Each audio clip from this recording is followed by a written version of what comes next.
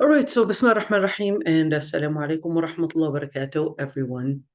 This topic is a very, very important topic because it actually relates to ourselves, it relates to our loved ones, and sometimes, especially those moments when we don't expect it as something that happens all the time, people usually get confused on what is permissible, what is not permissible, how to deal with this dying person, hospice care, and all the different things related to, well, what kind of medications can they take, painkillers, what are we supposed to do in regards to the position, what to say, what to read, how to do pastoral care, and all of these different questions. So that's what we're going to be talking about in the first segment. The second segment, we'll be talking about the while the person is dying. What are we supposed to be doing while the person is dying? Especially that we're a lot of times told that this is a bid'ah and that's a bid'ah, and we're just wondering, well, what is the sunnah for us to do in order to give the, let's say, proper care, proper respect to our dying loved ones, and also after they die, what are the things that we're supposed to be doing in terms of burial, shroud, and as well, washing, well, when a person's dead, after that, of course, the washing and the shrouding. What are we supposed to be doing in terms of that, and the burial as well? If we don't make it to cover everything today, or if you choose to cover part of it and then complete the other part later on, that's also something that we could do. So let's start, and we'll probably be watching a short movie later on, but hopefully, inshallah, we'll get there. So let's talk about it because we don't have a lot to, well, actually, we have a lot to cover, but we don't have a lot of time.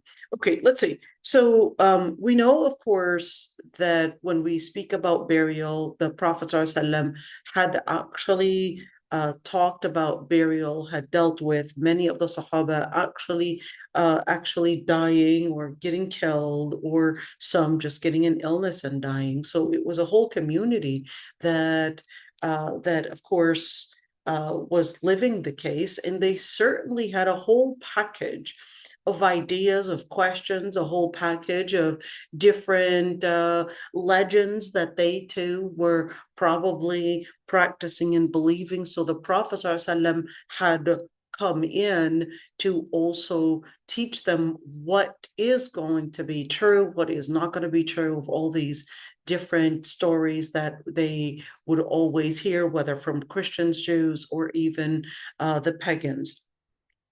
So we'll also be talking, by the way, about al-wasiyya, about the will. Are we supposed to be making a will? What are we supposed to do with a certain person's will? What if that will was well, not within their jurisdiction? What makes a will within or without their jurisdiction?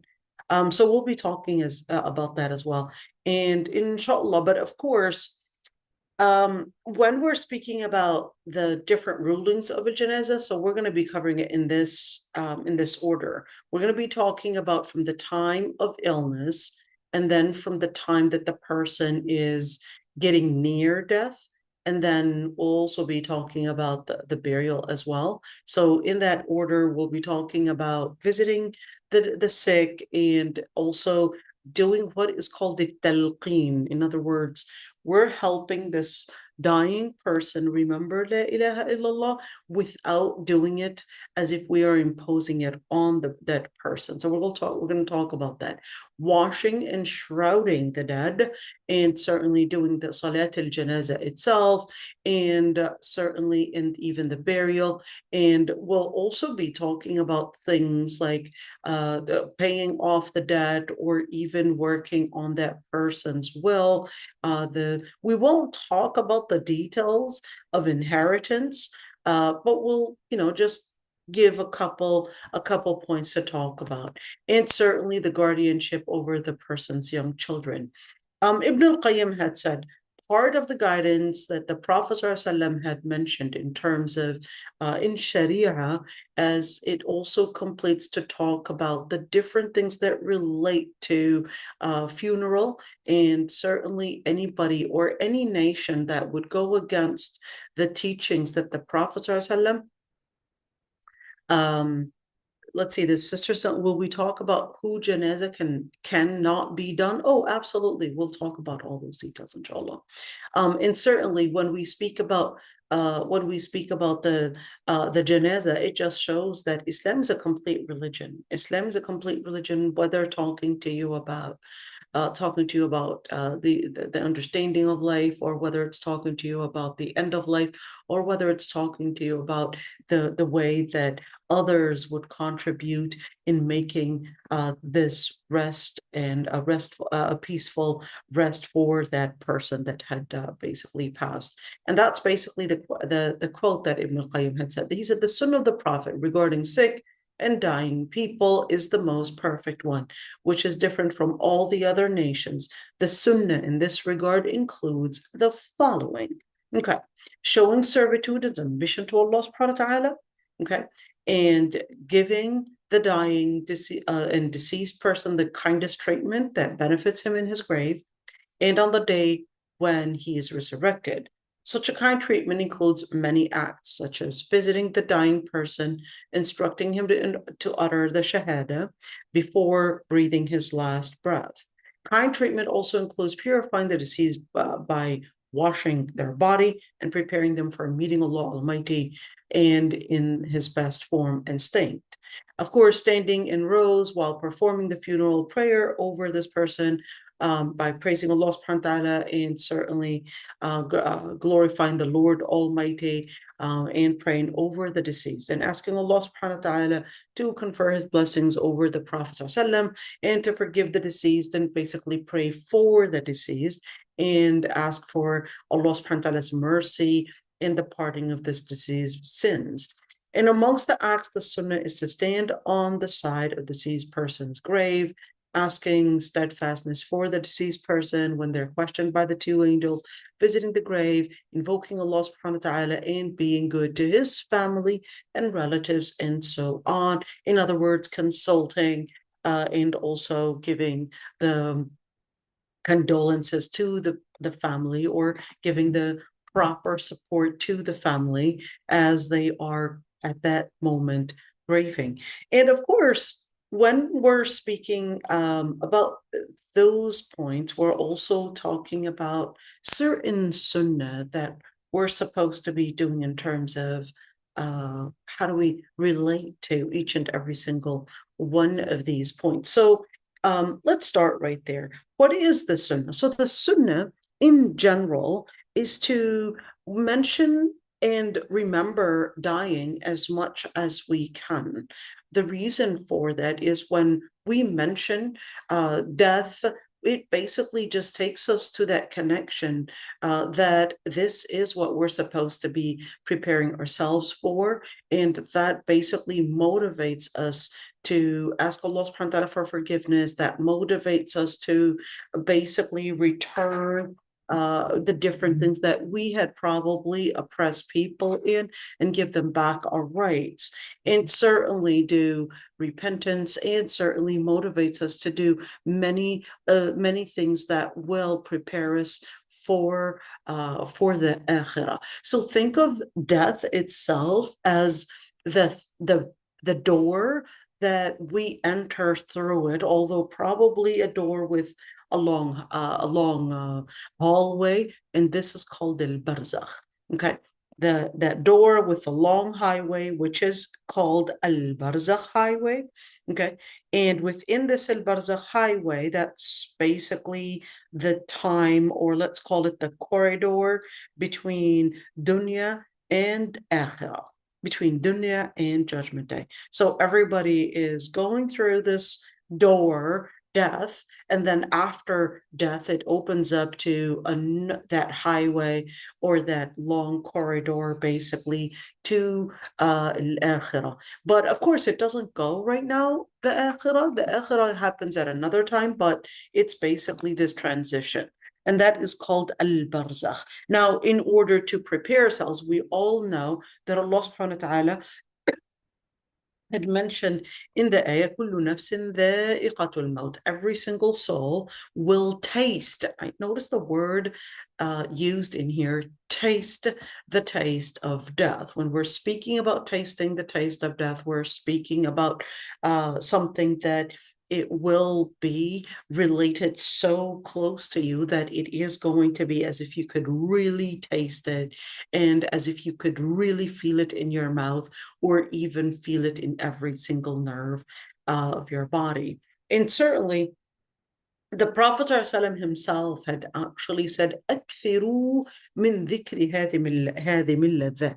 The Prophet ﷺ himself had actually said in the hadith, mention the pleasure destroyer frequently. What does that mean? We're speaking about mentioning, of course, what refers to the pleasure destroyer, meaning the angel of death, and speaking about death itself.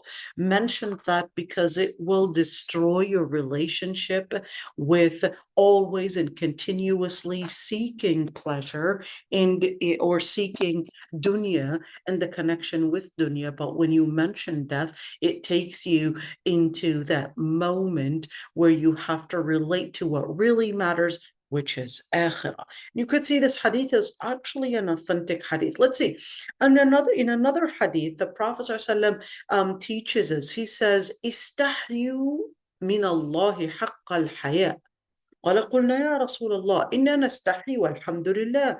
قال ليس ذاك ولكن الاستحياء من الله حق الحياء أن تحفظ الرأس وما وعى والبطن وما حوى وتذكر الموت والبلى ومن أراد الآخرة ترك زينة الدنيا فمن فعل ذلك فقد استحيا من الله حق الحياء.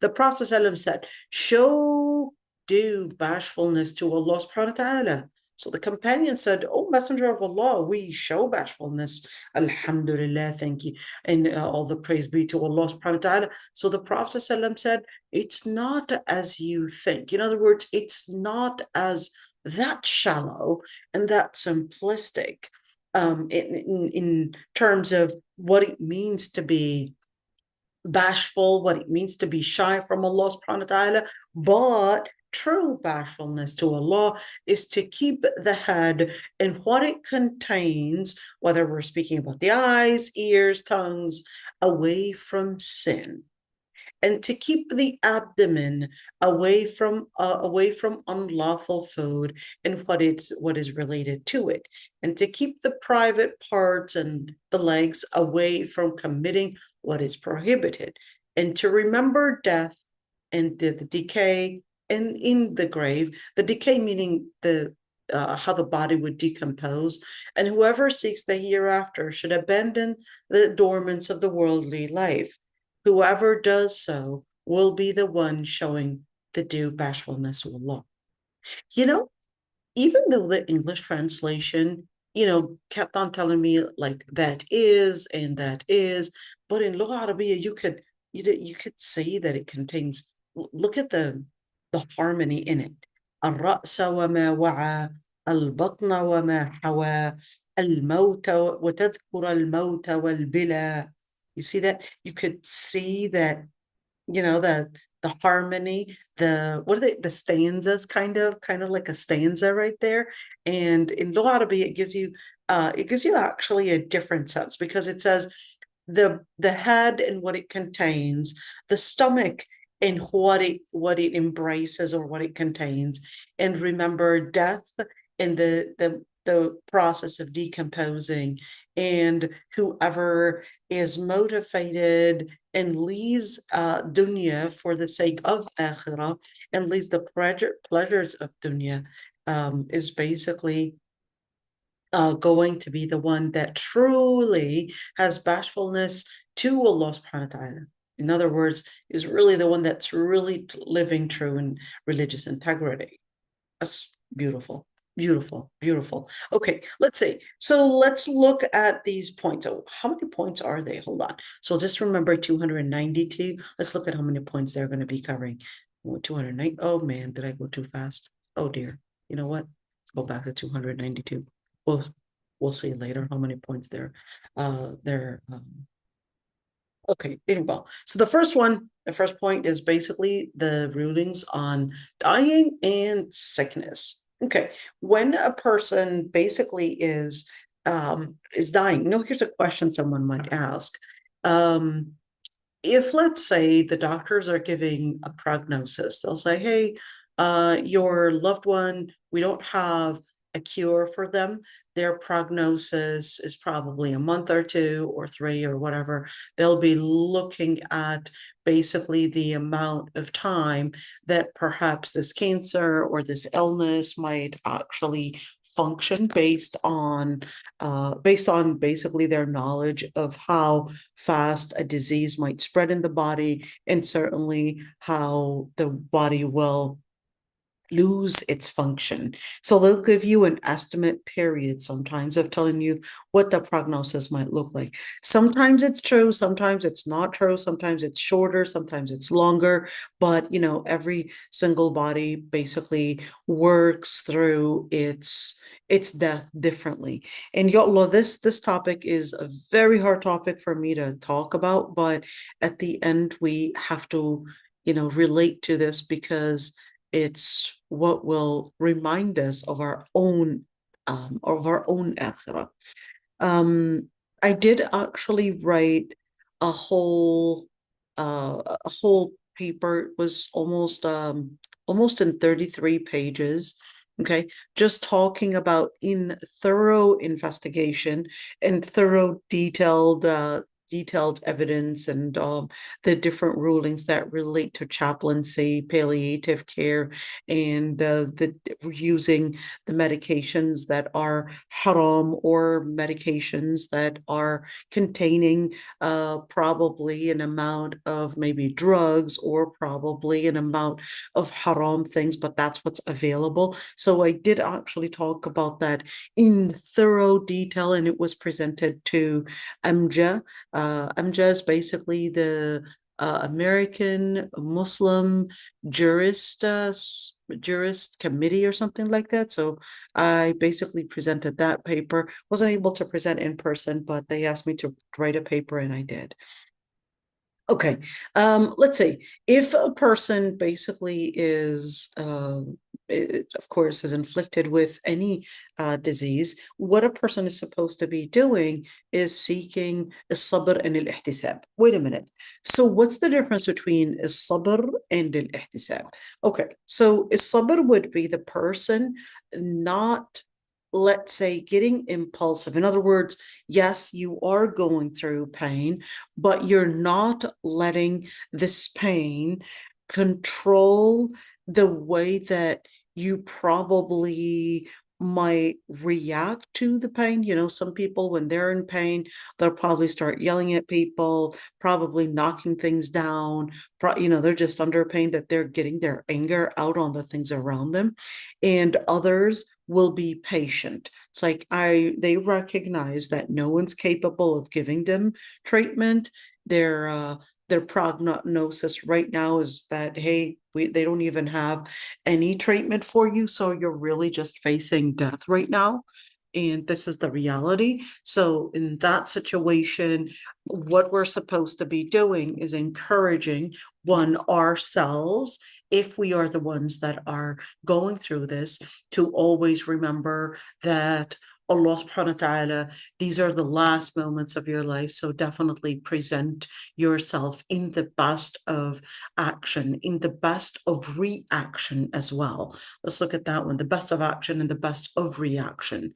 The best of action, whether we're talking about all the different things that you're behaving in, and the best reaction, in other words, your emotional reaction to this new fact that they're not capable of finding a treatment for you, that you are right now literally facing death, and that your family, there's not much that they could do.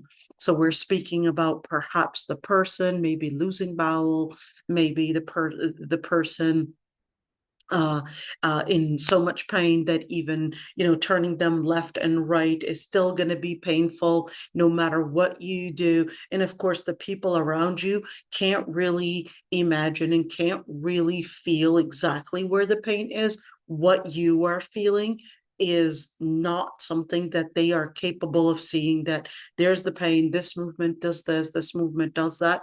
So we have to, as well as remembering Allah subhanahu wa ta'ala, remembering as well that Allah subhanahu wa ta'ala is inflicting us with this pain. And if we are being patient, that Allah subhanahu wa ta'ala will basically give us the divine reward. So that's al-ihtisab. Al-ihtisab is the divine reward in continuously saying, Hasbunallah wa ni'mal wakeel, if they're capable of saying it. And of course, we shouldn't be, whether the person or with a person that is dying or the person that is basically losing this loved one, we have to also show them how to be patient and encourage them to be patient. And what we, again, mean by being patient is not overreacting. Someone might say, well, they're not overreacting. It is a big deal. True, it is a big deal, but overreacting, as a Muslim, we're looking at the standard as Allah subhanahu wa ta'ala had considered. Inna lillah wa inna ilayhi raji'un. That we are for Allah subhanahu wa ta'ala and our return is to Allah subhanahu wa ta'ala. So therefore, to react actually means to not understand reality, and how we relate to reality is how the Prophet ﷺ had taught us to relate to it. Anything beyond the sunnah in how we relate to it is considered a reaction. So who determines what's the, let's say, the amount of reaction? It's basically the sunnah. That's our standard. Anything beyond that is going to be considered as a reaction, an exaggerated reaction, and therefore that standard would help us know how we're supposed to react. That's number one. Number two, how we're supposed to encourage others to react, how we're supposed to help others tame down their anger, tame down their pain, tame down their reaction to pain, tame down perhaps their reaction to possibly maybe the pain that others are facing, and all of that. And this is important because we had seen, as a result of what's happening in Gaza, we had seen some people, believe it or not, some family members of mine had actually left Islam because there's something called theodicy. What is that? It's basically, to break it down, it's called the problem of evil. They couldn't understand why what is happening in Gaza, there wasn't any divine intervention as to what they had seen.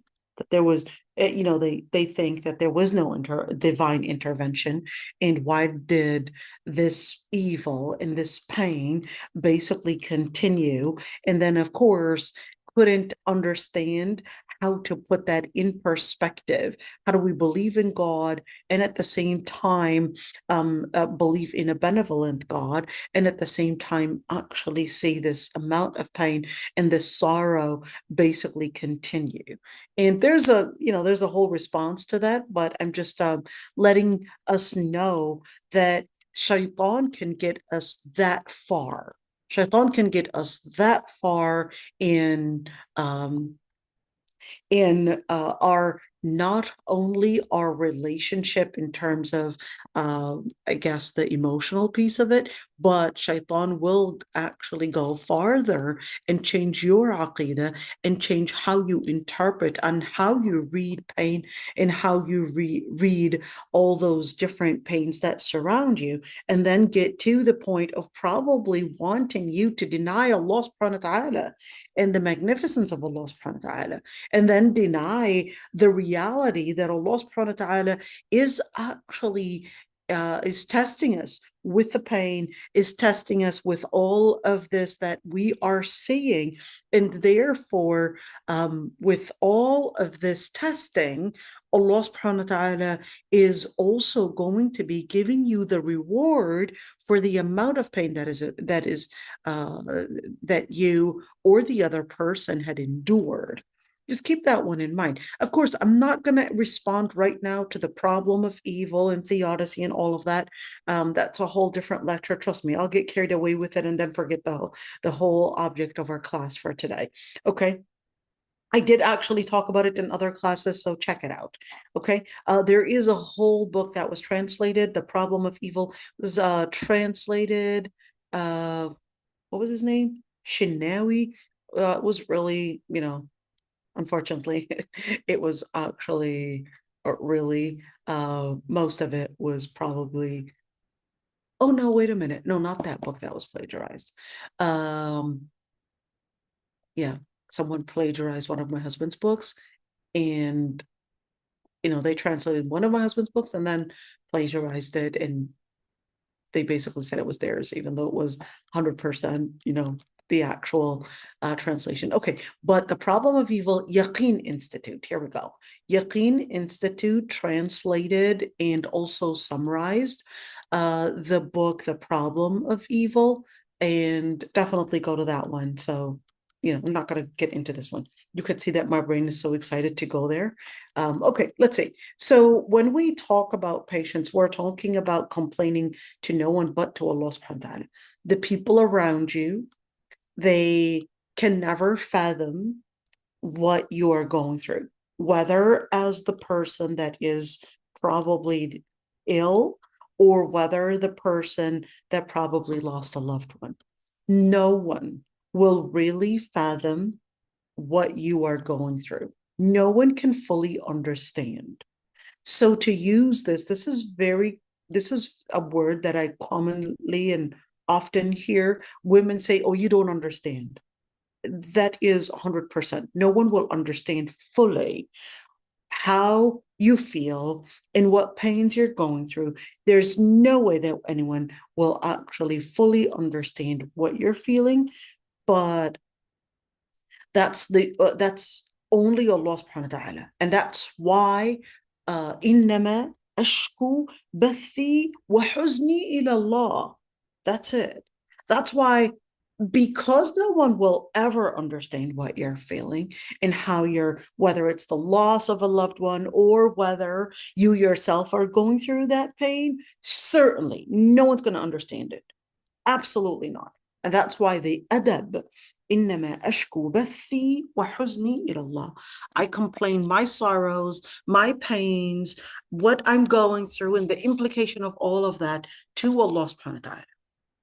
And this is extremely important because a believer recognizes whether seeking treatment or whether we're seeking basically to just, let's call it, ventilate the pains, all of that. Don't complain it to the people. Complain it to Allah subhanahu wa ta'ala. Can we tell others about our pains? Scholars actually had differences of opinions on that, believe it or not. I know, kind of sounds weird. Like, really? Different opinions on whether I can complain my pain? The answer is yes. Let's see why they had differences of opinions and break it down.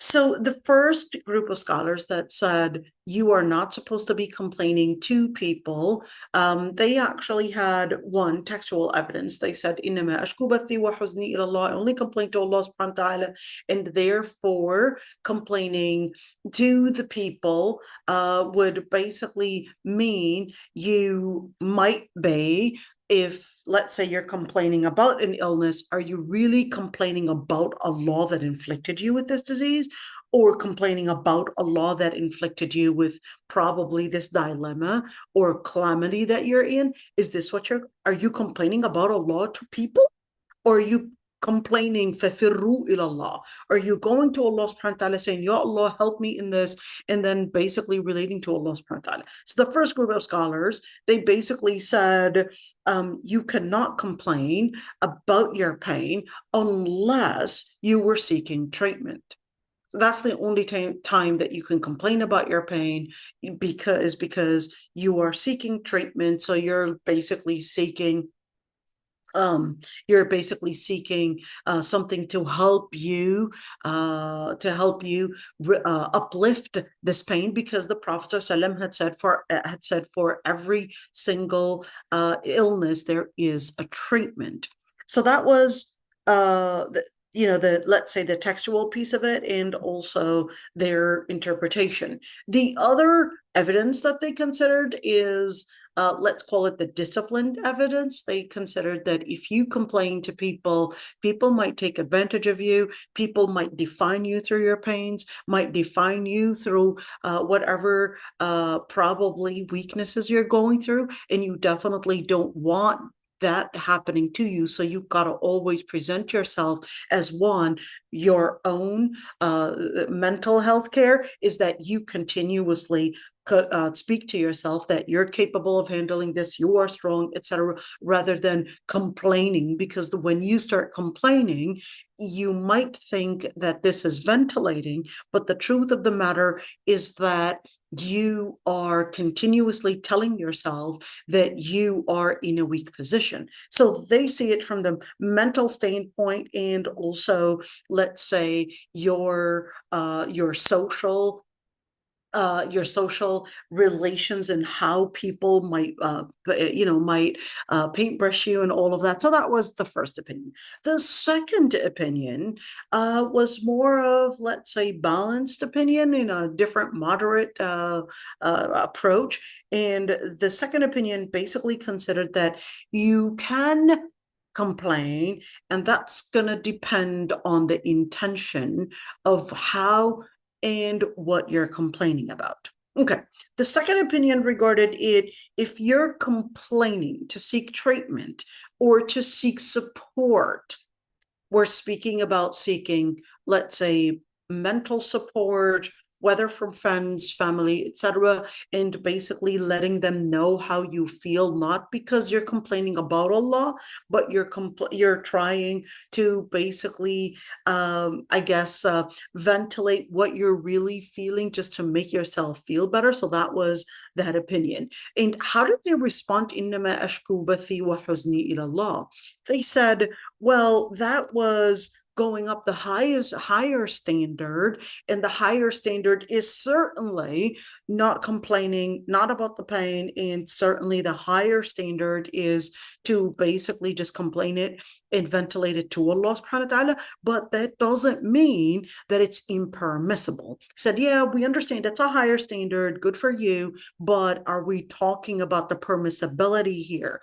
The second opinion said, in terms of permissibility, it is permissible to basically talk about the pain and ventilate it in that way. Okay, what's your evidence? So sure, the Prophet ﷺ himself, he basically said that the prophets, and he was describing the pain that he was going through, and he was actually saying that the prophets and the pain that they would go through is more than others. Why did he actually describe that?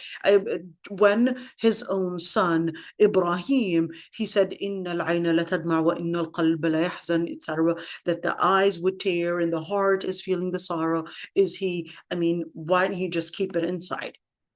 And then they said, let's continue it. They said, وَلَا نَقُولُ إِلَّا مَا يُرْضِي رَبَّنَا. The only thing that we would say is what would make Allah subhanahu wa ta'ala content. So then they took this quote, specifically that one, and they said, وَلَا نَقُولُ إِلَّا ما يرضي الله سبحانه وتعالى. Basically, we would only say what Allah subhanahu wa ta'ala would be content over. And they said, here it is. So in other words, to describe pain, to describe what you're going through in a way that does not contradict what Allah subhanahu wa ta'ala had told us to basically say in terms of inna lillahi wa inna ilayhi raji'un, or to probably say something even more, Ya Allah, give me cure, etc., or to sometimes probably even go farther and complain that, oh, the pain, I would feel like it's poison going through my body or something like that. And as long as you're not complaining about Allah subhanahu wa ta'ala, then in that situation, it would be permissible according to the second opinion. The other evidence, they considered that just because a person is describing pain or describing the sorrow that they're in, that doesn't necessarily mean that I'm complaining about Allah subhanahu wa ta'ala. It just sometimes is the human way. That's what they considered a human way, in a way that just lets us feel that others are joining and gathering in understanding our feelings, and it just makes me feel that I'm not holding the burden myself. Someone else is sensing this burden and they can relate to it, and it just makes us feel that we're not putting it all over our own back, but someone else is helping me carry the load. And we know that with studies and basically telling us that when somebody is complaining about their pain, that they tend to actually, one, that cortisol, or even feeling that stress, etc. We could see the amount of stress and all those different things that they can measure stress. They could actually see it, whether in high blood pressure or even cortisol, or even seeing the implication in the result on the person. The person becomes someone else, possibly with a certain session, or even numbers of sessions, probably with a loved one, just after sharing how they're feeling, and the other person validating their feelings, and not necessarily asking them to man up, probably, and not validate their feelings, is something, and not to not validate their feelings. Yeah, what are we saying? Yeah, I'm saying this right. Is a way that we had seen makes people basically feeling better, and I guess having better capacities and coping skills to face probably the hardship that they're going through, and whether we're speaking about an illness or whether probably a trauma or whatever. So we definitely see that. So the second opinion basically also said, لا يحب الله الجهر بالسوء من القول إلا من ظلم. That Allah subhanahu wa ta'ala does not like announcing evil unless a person was oppressed. Okay, so what oppression are we talking about? They said, well, yes, this is a comprehensive statement in regards to people going through abuse or whatever it is. That's a different story.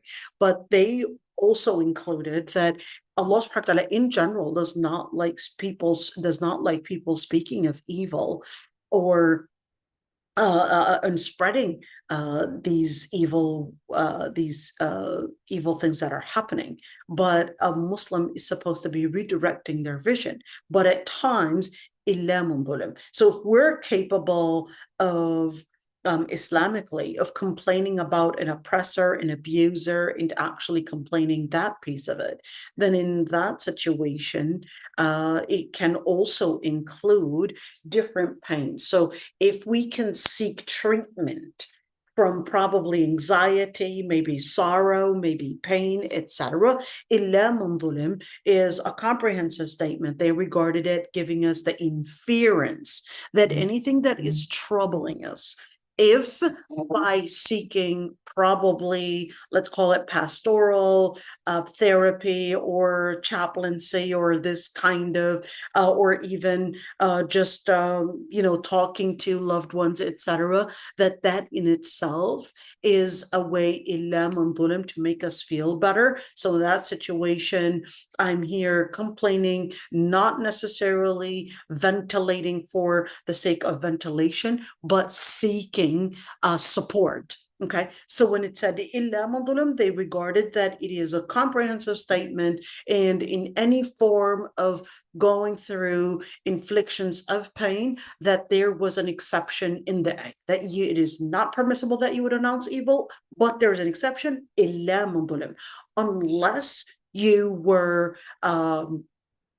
harmed, unless you were abused, or unless you were going through maltreatment, or unless you're going through hardship, etc. So in that situation, you can complain for the purpose of seeking treatment or seeking support, but not for the sake of just talking about it and ventilating. Okay, so this is extremely important, that we would not be a person that is continuously cursing, complaining. That's a very harmful personality, by the way. One of the, just anecdotally, and just through my experience, to be honest, one of the most harmful personalities are those personalities that are continuously complaining. Even the Prophet ﷺ had said that he had seen most of the people in hellfire are women, and he said, "Tukthirna la'na," you continuously curse things, which doesn't mean by cursing meaning using inappropriate words alone, but just complaining about everything. You go to a place and then you're continuously just complaining about that place. You probably attend maybe an event and you're continuously just complaining about that. You're continuously complaining about your father and what he one day probably had said to you. One day, your mother, and you will forget all the good things that your mother contributed, but you recognize only one thing, which is one day she probably screamed at you, probably, maybe just didn't do what you had expected her to do, and then complaining about your mother, complaining about your father, and then when you get married, your husband is never good enough, and when your kids, they're never good enough either, and when you go to school, you're complaining about the professors, you're complaining about everything is just complaining and complaining. These types of people are toxic. Although they may seem to you in the beginning that they're victims, but they're really victims of their own selves. That's the first victim that they're victims of. They are victims of their own selves. They have the mindset that needs to basically get that treatment. But if the person refuses to get treatment, I cannot help you. Stay away from these toxic people. Yes, toxic, and what I mean by toxic, we usually think of toxic people that are narcissists, gaslighting, etc. But these people will end up complaining about you as well, and then they end up basically feeding.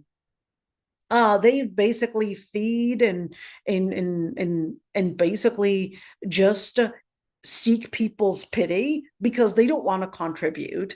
They don't want to invest, but they would always think that other people are supposed to invest in their happiness and that they're not supposed to be investing in their happiness, but whatever that goes wrong, it's someone else's fault and not their fault. These people, trust me, if they're continuously complaining about everything, then guess what? They're going to start complaining about you, and you're going to be like, wait a minute, how did I get into this whole thing? Yep, just like her mother to her was an abusive person, or her father was an abusive person. Trust me, you're never going to be as good as her mother to her. There's no way. There's no way. No one's going to be as good as your mother to you. No one's going to have the same care and affection as much as your mother had to you. Simple and basically easy. But if you yourself cannot actually have I guess that relationship, and you can see her complaining, anybody that continuously complains about their mother, That's a person that you want to put a question mark on. There's no way that I'm going to be as good as your mom. But if you're continuously complaining about your mom, you know what? Sorry, I can't be as good as your mom. And if you're continuously complaining about her, then for sure you're going to see me as Satan later on. It's that simple. All right, let's continue. All right. The other evidence that they talked about is this quote right here. Okay. And they debated this one. I actually delayed this one because I wanted you to see these different interpretations in regards to this ayah. Let's look at this ayah. So Prophet Ayyub alayhi salam, he said this quote, "Anni masaniya dur wa anta arhamur rahimin." Indeed, adversity has touched me, and you are the most merciful. You are the most merciful of the merciful. Okay, so what does that actually mean? And how did they interpret it? The first opinion basically said, well, here it is. Prophet Ayyub alayhi salam only complained to Allah subhanahu wa ta'ala and basically said that he was inflicted with different adversity, he was inflicted with different pains, etc. And he was seeking Allah subhanahu wa ta'ala and seeking his mercy. They said, here's our evidence. Even Prophet Ayyub alayhi salam, when he was inflicted with pain, what did he say? He reached out to Allah subhanahu wa ta'ala and not reached out to people. The second group of scholars, they said, well, أنت مسني أني مسني الضر وأنت أرحم الراحمين. That does not contradict probably seeking treatment, maybe going to an oncologist or a hematologist or neurologist or whatever it is, and seeking treatment with what they had known in terms of their studies to uplift the pain, because the Prophet ﷺ himself had done cupping, had done hijama. Well, that was their own time, or at least what they had known about medicine. They thought and they used cupping as a way for seeking treatment. And they said, well, in that situation, we would basically see that that if we had different forms of treatment, whether it's surgery or whether it's medication or whether it's my favorite ayah in this regards, speaking about Prophet Ayyub alayhi salam, what did the ayah say? The ayah basically gave him the treatment. اركض برجلك هذا مغتسل بارد وشراب. Said اركض برجلك. I want you to get up and run. I want you to exercise. هذا مغتسل. Here's a mughtasal, here's something to wash with, whether it's like a lotion, wash with, washarab, in a certain oral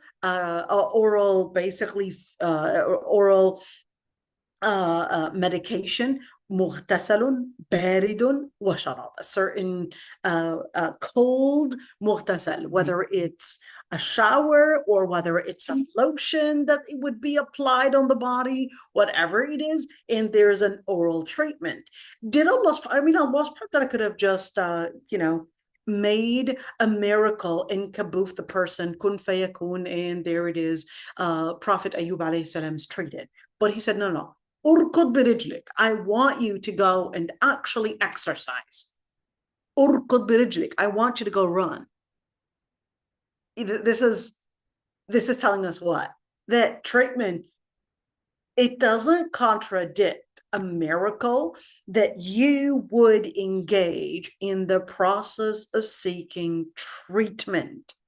That is part of the miracle, because the medication itself does not cure itself, but it cures by the will of Allah subhanahu wa ta'ala.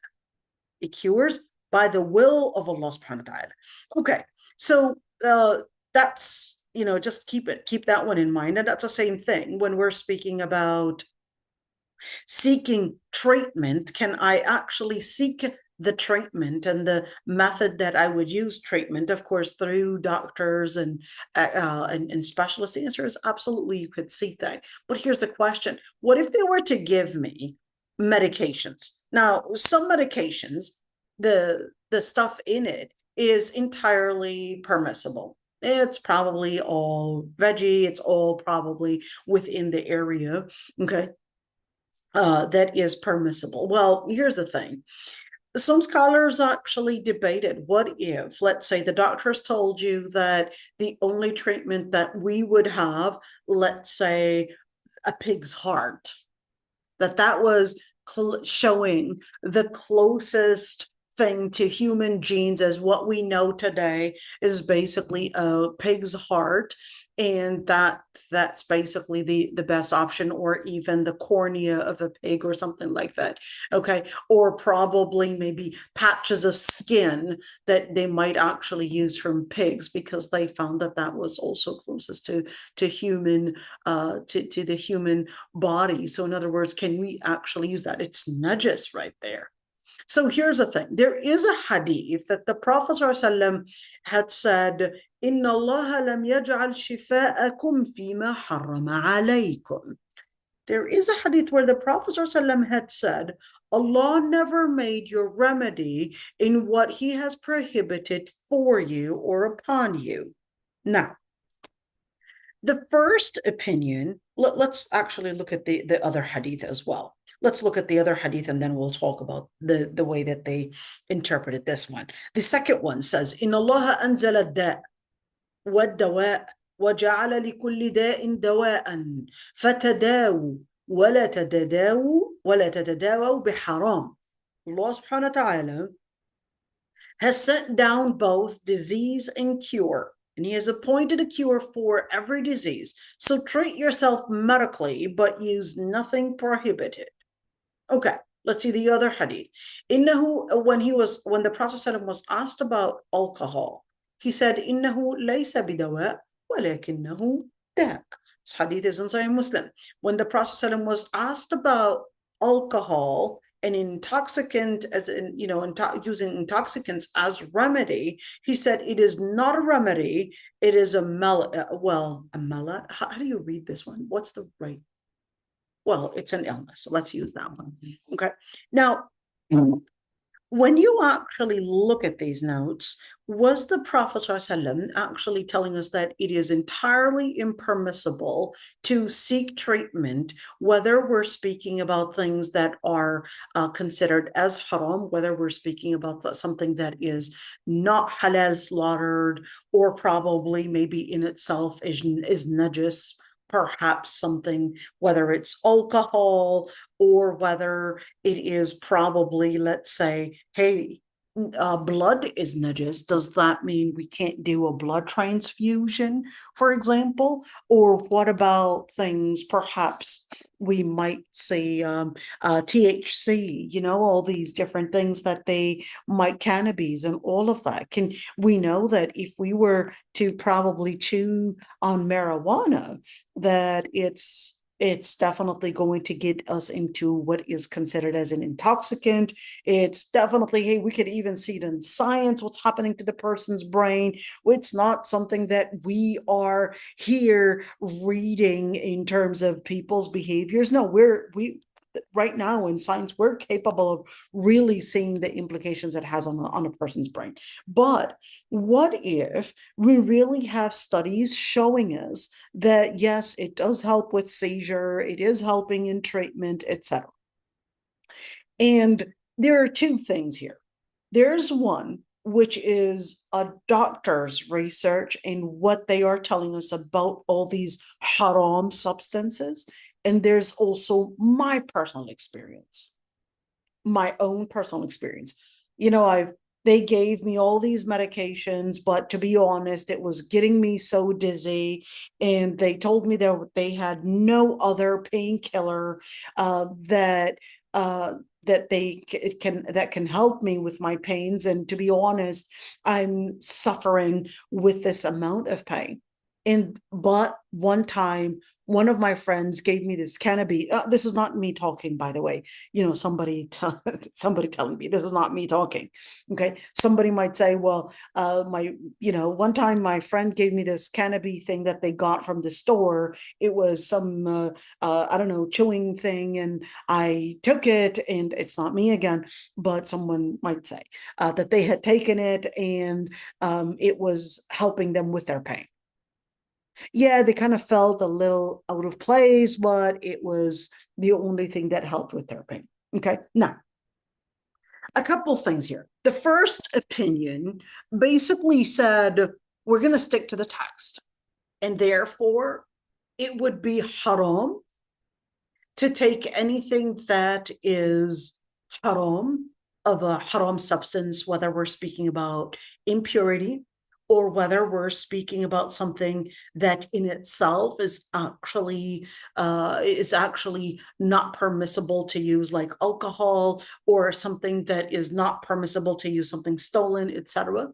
Okay, they said it's really to that point. So what about the person, what they're going through? You know what? Just ask Allah subhanahu wa ta'ala for a cure. Just basically, that's it. There's no cure but that haram, don't use it, and that's it. That was the first opinion. The second opinion, they said no. Allah subhanahu wa ta'ala had mentioned in the Quran that in a case when in Surah Al-Ma'idah, when a person's life is under threat, Allah subhanahu wa ta'ala had permitted the person to eat and drink something that is haram in order to preserve their life. If Allah subhanahu wa ta'ala had permitted to eat and drink from something that is haram, if that was the only available substance, then in a situation where we only have haram available substance, then that would take the same ruling. That was the second opinion. They said, we'll take the same ruling. Just like when Allah subhanahu wa ta'ala basically tells us in the surah, in Surah Al-An'am, it was very clear, telling us that you could just consume the amount. Did I say Surah Al-Ma'idah or did I say Surah Al-An'am? It was supposed to be Surah Al-An'am. Did I say Al-An'am or Al-Ma'idah? Okay, let's see. Maybe you should say it, right? Or it was supposed to be no, so it was supposed to be Surah Al-Ma'idah. Oh dear.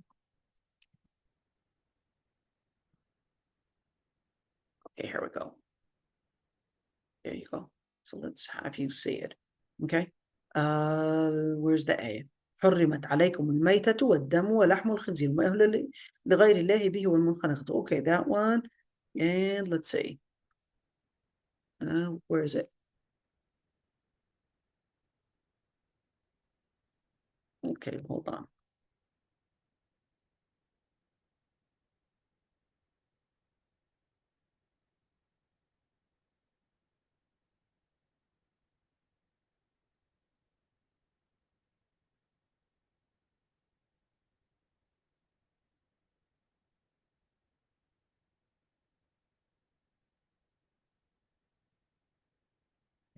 Let's see this one in Surah Al-An'am. Here we go. Okay, here we go.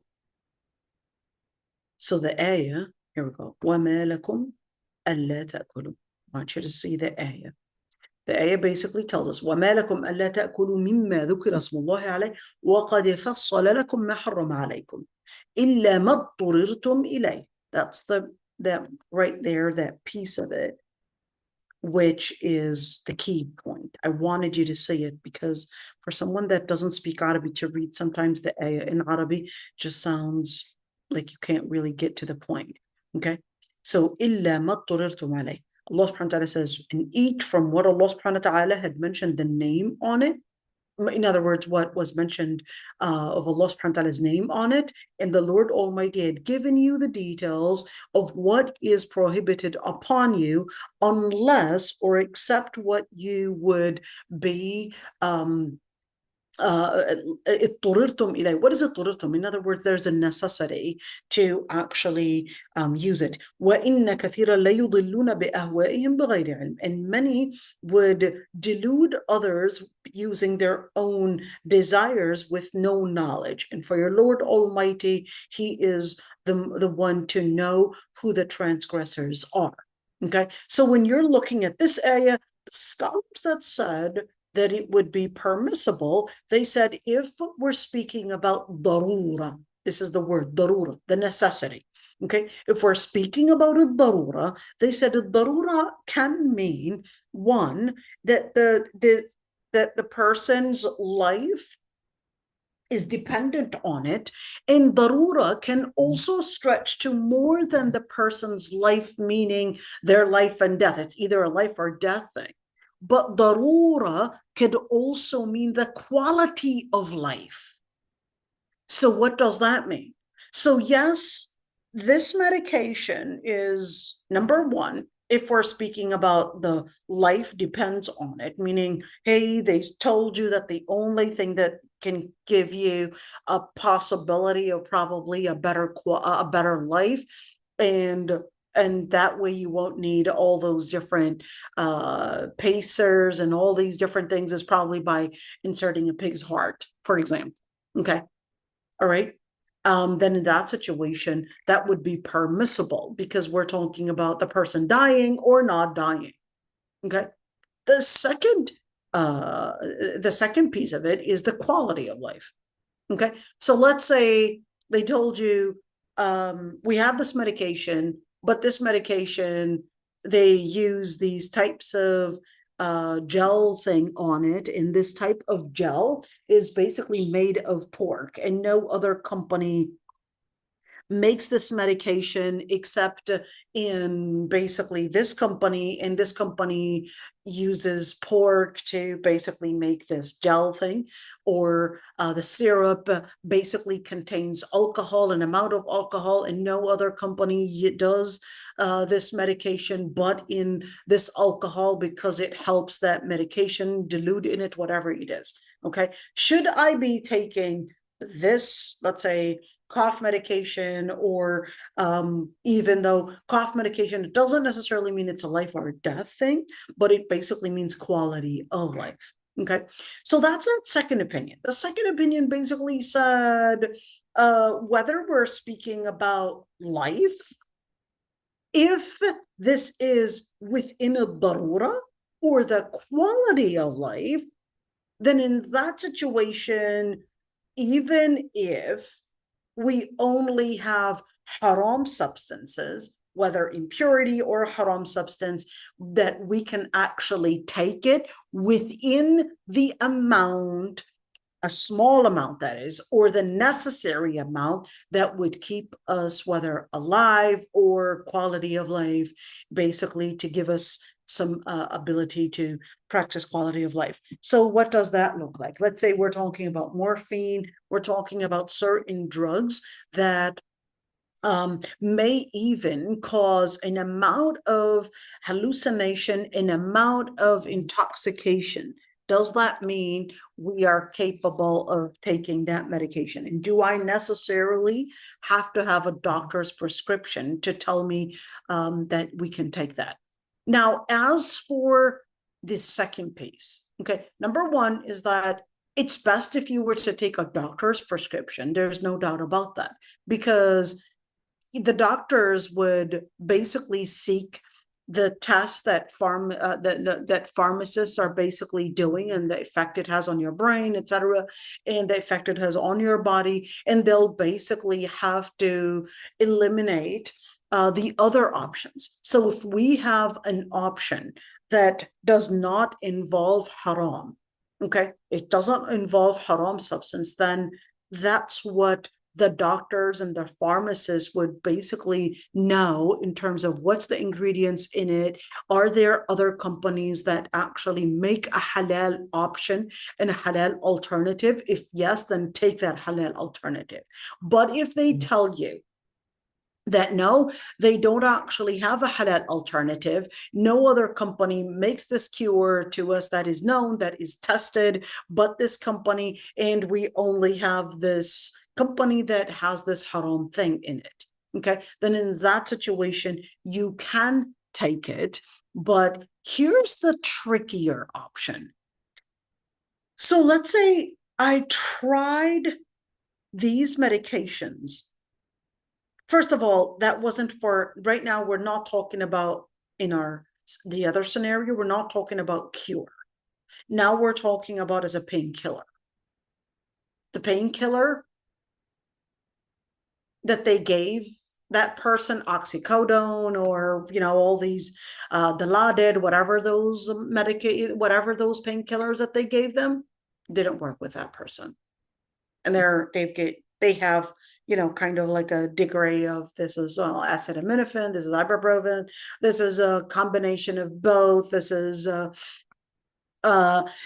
combination of all these different painkillers that they will give you. Okay, but let's say none of them worked, and this pain is so strong that the only thing that will help me is this type of cannabis. Now, if there's a type of cannabis, or let's call it street drugs, okay? If the street drug results in the person's loss of sensibility, we're talking about addiction, we're talking about there's something in the brain that they will basically even see the effect it has on something called C1 and C2. And that's why you would take Tylenol, but you get a painkiller, but not necessarily get into a sense of hallucination like you would basically get in probably sniffing a cocaine. Okay. If we're speaking about street drugs, there are also a wide spectrum of street drugs. There's a difference between hashish, marijuana, smoking hashish, for example, or probably taking certain cannabis and cocaine. Okay. And guess what? There's even something that's even crazier than cocaine, and that's meth. Meth is the worst type of drugs that we have right now. And meth, all you need, when we were doing training for chaplaincy in prisons, they would describe to us how,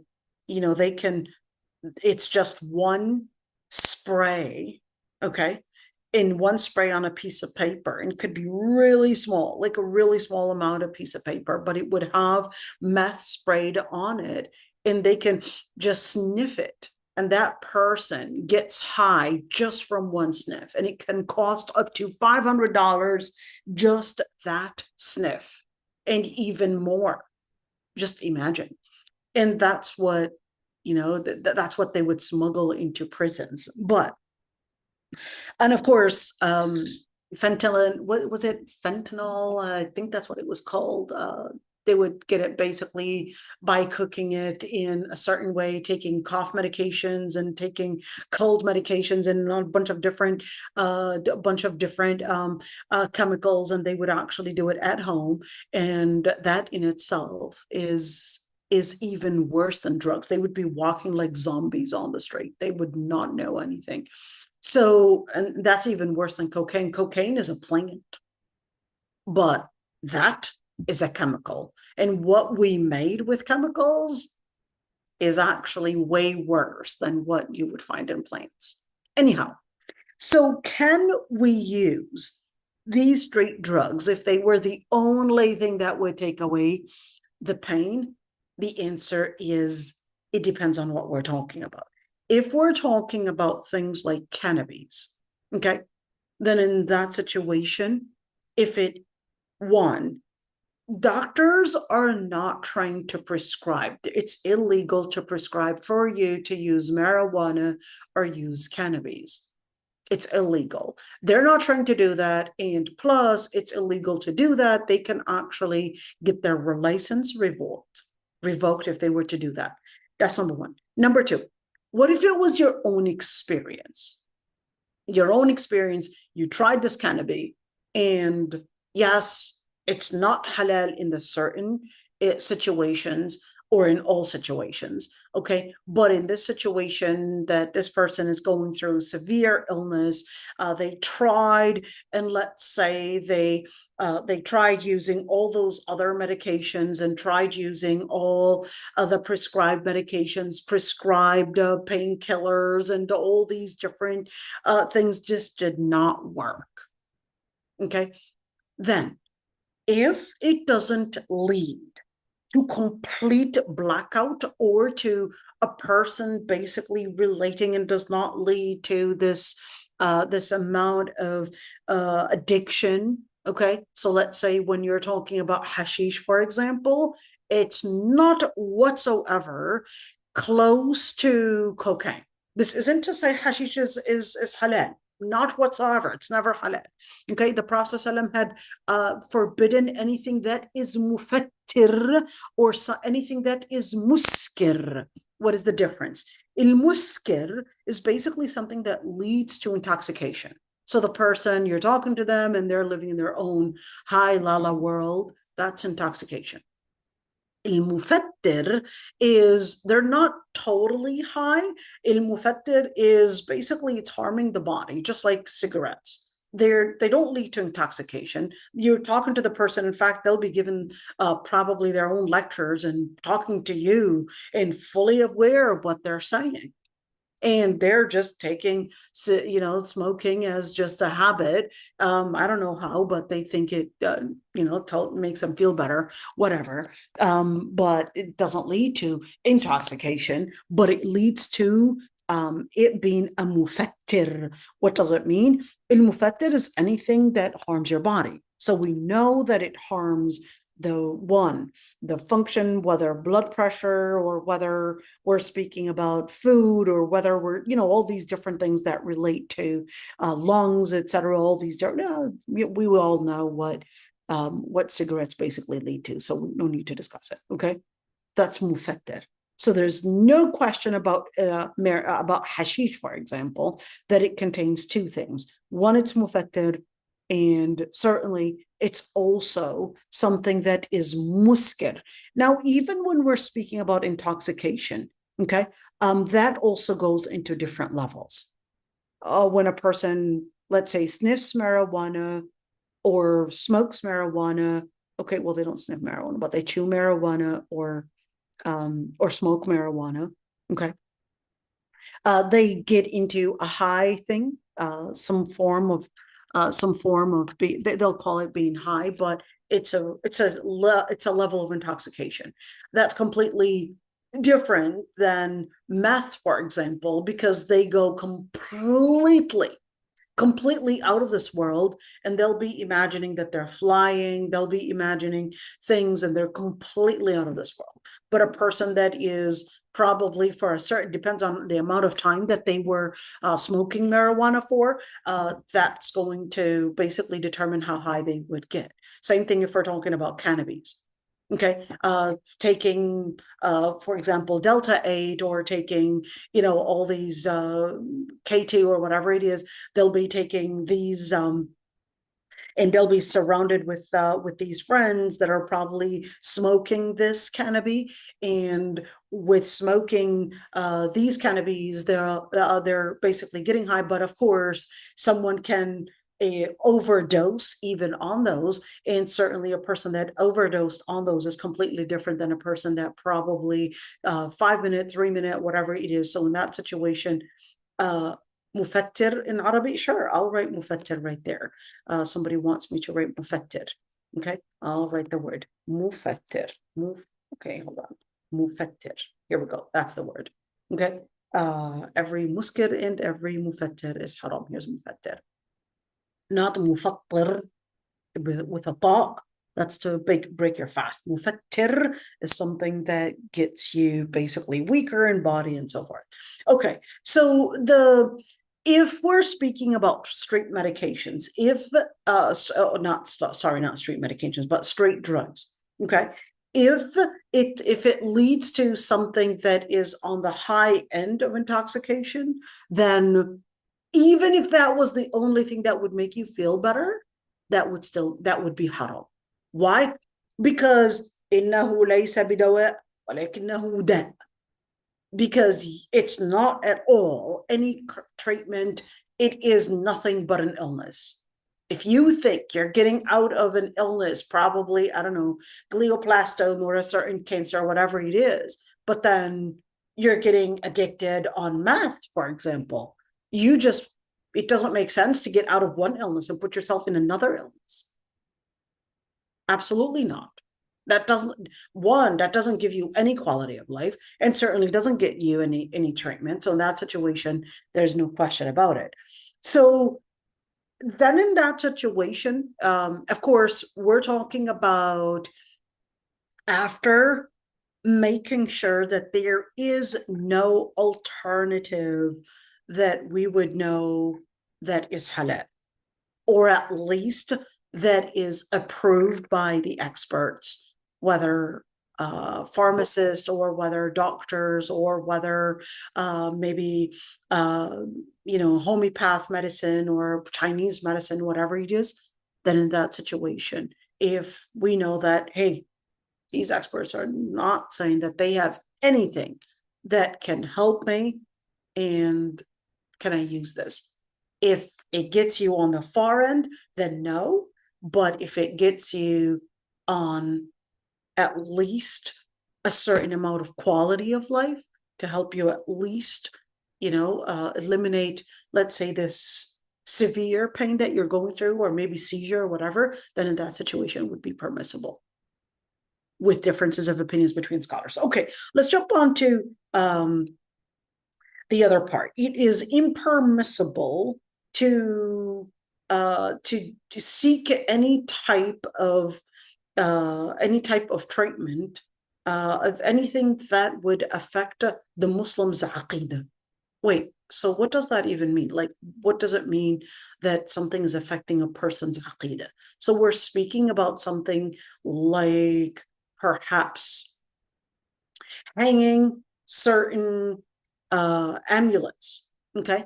And certainly believing that these things are going to get the person treated from this illness or whatever, and that in that situation, believing that such things give you treatment is basically shirk in itself. So wait a minute. So what if it worked for me? I tried it once, and I wore this thing my grandmother gave me. This is not real. This is not me. I'm just, hypothetically speaking. Okay. I wore this thing that my grandmother gave me, and yeah, it's a triangle thing. And this triangle thing, or a squared thing, and they would have Ayat al-Kursi on the inside, and yeah, some stuff that they would read on it. I don't know what it was saying, but shartuh, fartuh, whatever these words are saying, and we're not really aware of what that is saying anyhow, but and she basically put it on the inside of this thing, and I was wearing it, and one day it basically did work for me. My friend had this accident, and I was with her in that accident, and nothing happened to me, but she really had a bad injury. Okay, we would say it's still shirk, even if I experienced that it helped.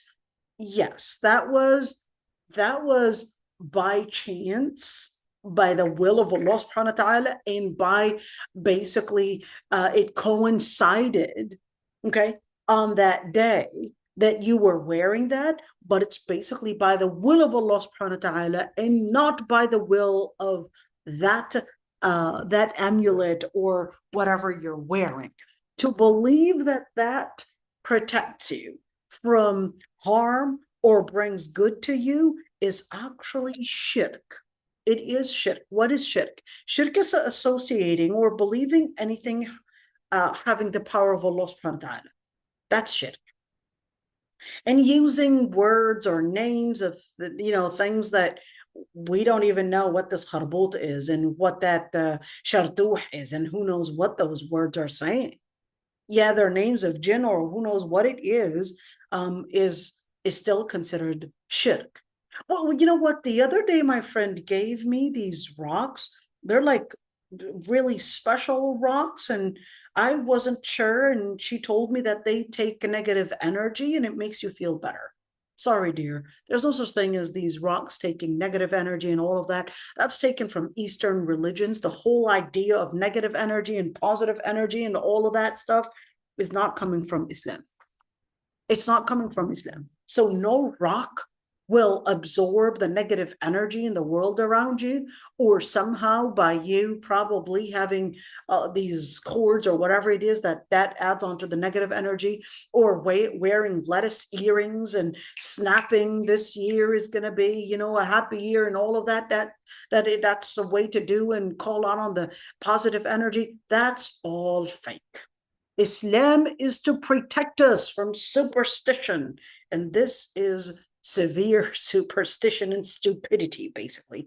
Plain stupidity. So to wear things and believe that they contain some power to protect you, to cure you, to give you any form of a good life, or take away all the bad omen or whatever, that is basically shirk on the spot. Okay? And that's the same thing.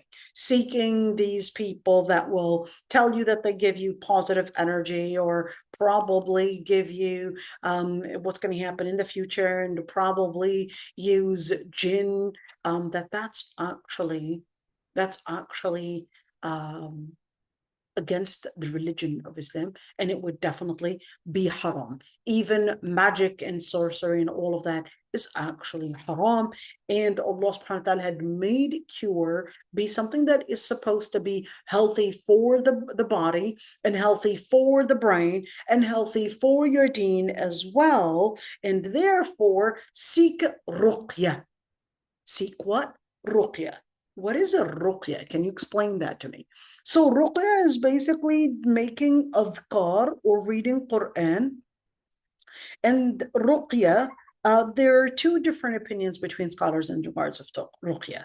One, some scholars actually regarded the ruqya is exclusive to what the Prophet ﷺ had recited. Whether Qul huwallahu ahad 3 times when you've got your palms right in front of your face, like you're going to wash your face. You're going to read Qul huwallahu ahad 3 times. You're going to read Qul a'udhu birabbil falaq 3 times in between your palms, that is. Okay?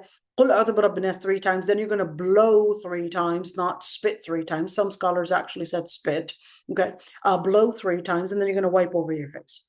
Some scholars actually said there's actually more. Okay?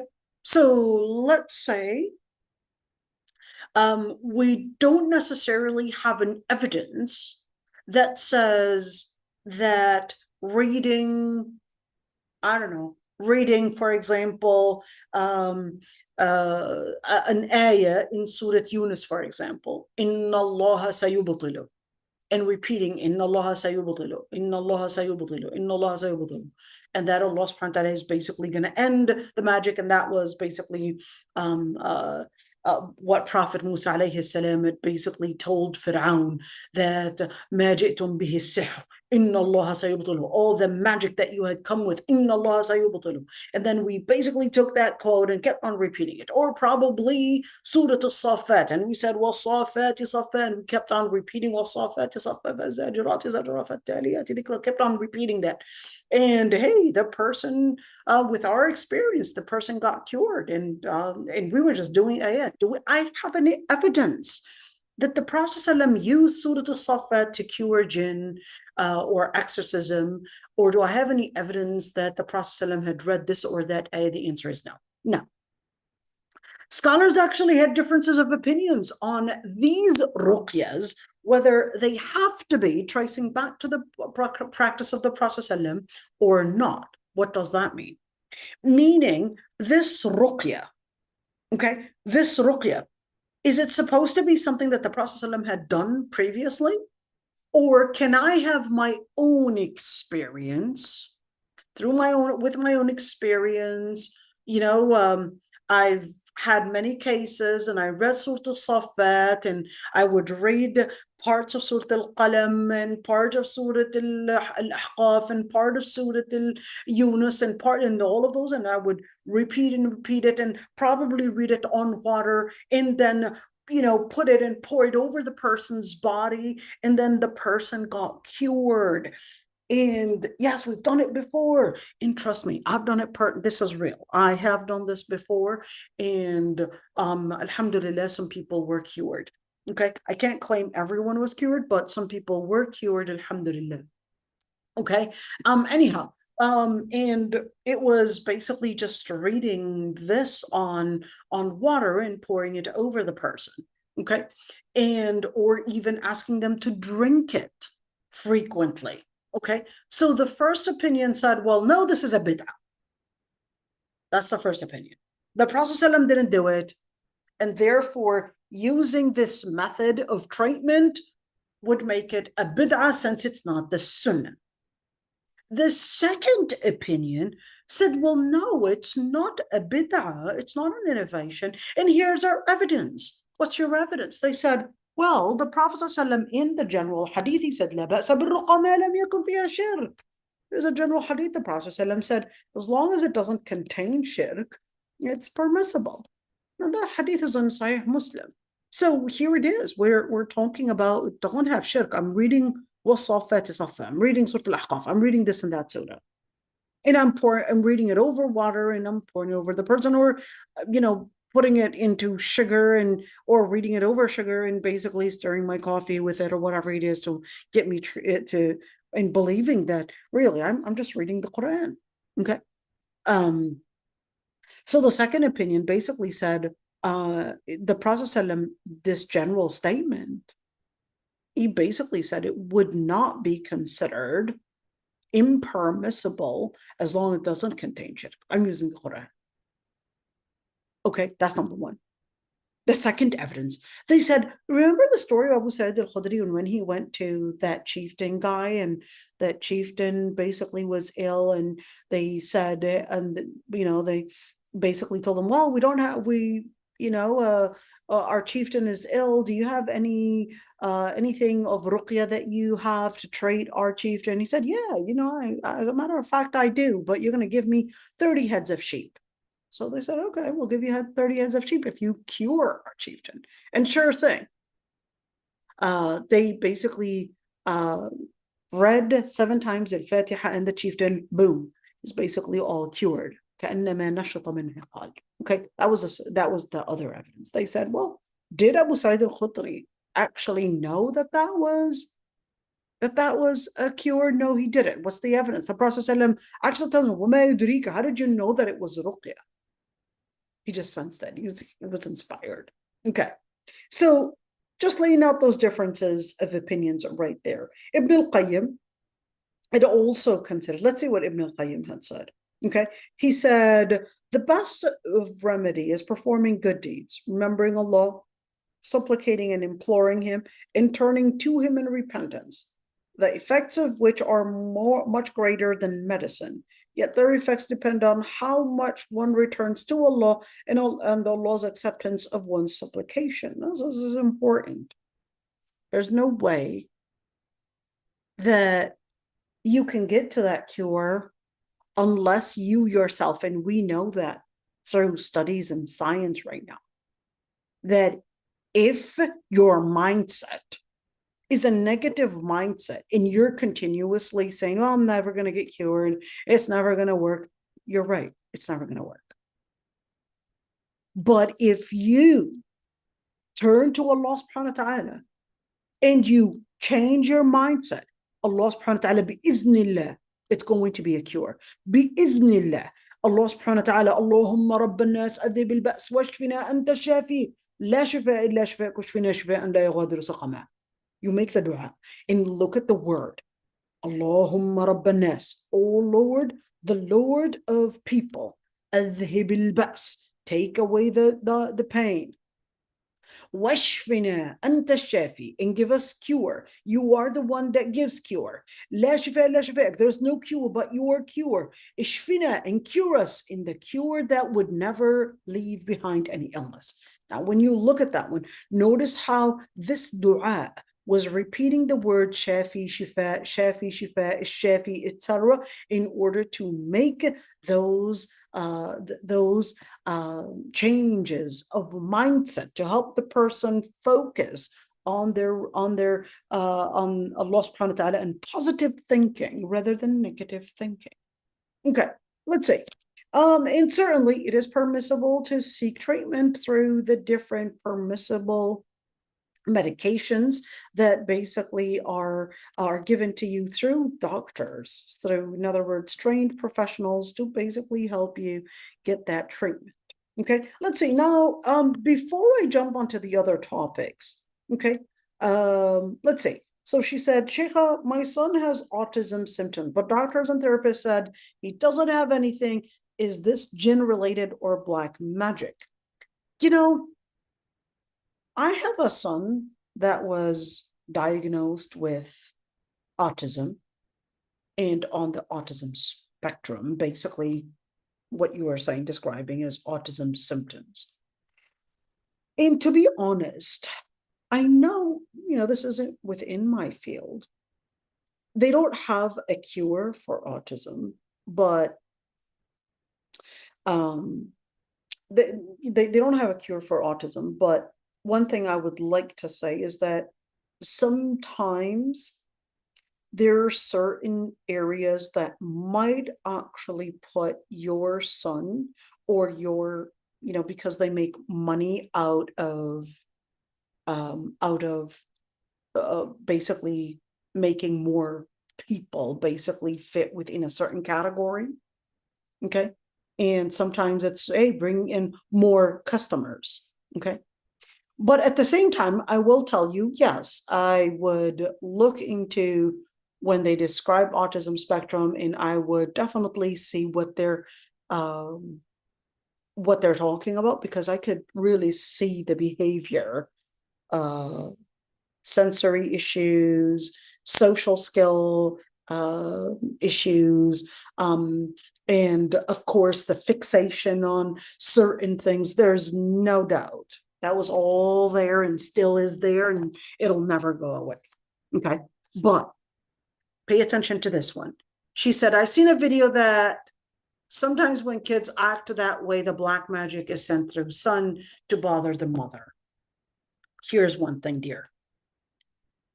There's no way that anybody can detect for you black magic. So we don't have this type of tool that can detect for you black magic and tell you, yeah, here's what we had done, and this sheikh comes over and he's looking at your son's behavior and tells you that this is black magic and etc. No, we don't actually have anything of that sort. But sometimes we may recommend, in fact, we would always recommend ruqya, okay? But at the same time, seeking ruqya, okay, is basically a sunnah regardless of that black magic existent or not. We cannot be sure that there is black magic on that person. So if somebody were to tell you that, yeah, there's black magic and this black magic was targeting you as a mother, etc., I'm sorry, this is an imposter. There's no way that we could know that. No way, absolutely no way that we could know that. And yeah, the person that did this black magic on you is actually such and such person. Sorry, but that shaitan that told that person is a liar, and a shaitan is basically not going to be trusted to probably make up a lie just to create maybe dramas and problems between you and probably your stepmother or you or your stepsister or whatever it is. He's a shaitan. So you know that shaitan is to cause evil, but somehow you thought he had integrity to tell you who the person that did it is? How is that even the case? That he was so honest and that he didn't have any ill move, and that somehow he was under the pressure to say the truth about who the person that did this was. Absolutely not. Okay. So what are we getting to here? What we're getting to is we have to be really careful about, one, the diagnose, certainly, the autism and child psychology and all of these people, all of that, they'll use their expertise to tell you, well, this is where it is on the autism spectrum and where it is and how you can, their training and what you could do to help your child basically fit in the society and all of that. I basically had to change America, and I definitely see a huge difference on my son and how he's interacting with the people. There's definitely still, compared to other children of his age and peers, there's definitely a marker there that you could see that he's not like the others, excelling compared to others in mathematics and science and history. He'll tell you numbers like that.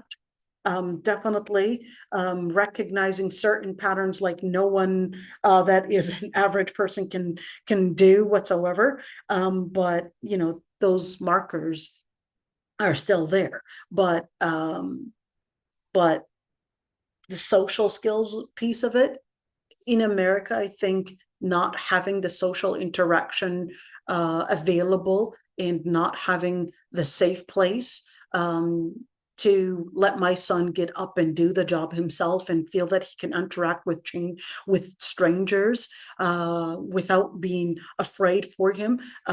That is a huge difference. In fact, my son, we're at the restaurant and he would get up and actually go and ask them why the food was late, or talk to them and, hey, this happened and here's what I need, and all of that. Completely different than how we were living like in the US, where there was always this, let's say, exaggerated protection. Anyhow, so like I said, can I say that this video is wrong or right? The answer is no, but I will tell you, no one can guarantee and be definitive in saying this person is going through black magic or not. There's no way that we can actually know that. And if you were to get a sheikh, or at least a labeled sheikh, that's a scammer. That's a scammer that's making you feel that they have a definitive answer for you, and they basically they're basically finding it right there, and yeah, this person's going through black magic or that. And no, that's an imposter. There are signs that we can, you were saying signs, but these signs can also be signs to other things as well. We cannot just depend on a sign here and there, but we would look at doing two things. Do ruqya, as if black magic is there, okay? But at the same time, seek professional help, whether it's a psychiatrist, psychologist, doctors, whatever it is, seek professional help. And do ruqya at the same time. Doesn't help. Doesn't hurt. It doesn't hurt to actually do ruqya. Okay. All right. Let's see. So can you do daily ruqya even after seeing the physical signs of sihr? You can. You can do daily ruqya. I do actually have a whole video on magic, so you can check it out. Okay. I don't want to make this today's class on magic. So let's get to the subject we were talking. Oh man, we're already late. Okay, you know what? Let's see, what do we have right now?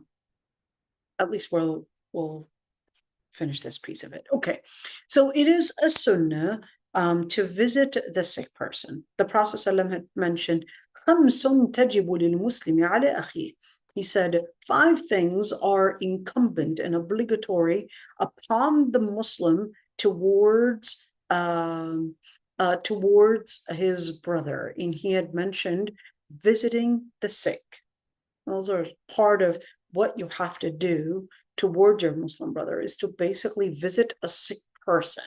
Okay, so here's the thing. What if a person asks, some people are really sensitive about sharing personal things, even if it's an illness, like what did the doctors tell you? What medications did you take so far? And which doctor are you going to? Which hospital? Which clinic? All of these. Some people are sensitive to these kind of questions and think that this is supposed to be confidential. And to be honest, I think in America, I think this thing about confidentiality has become so exaggerated to the point that it became so exaggerated to the point that, sometimes you could see the fragility of people that you might be just asking an innocent question, that they would take it so personally because they considered that you had trespassed the level of how much you would know about this person. But of course, I personally prefer the traditional way. It was making people healthier, to be honest, because they were feeling people were family. I'm not saying, it's personal. I'm not saying it's haram. It's personal choice, culture, whatever. I prefer the traditional way because definitely it was definitely helping people basically get into a better.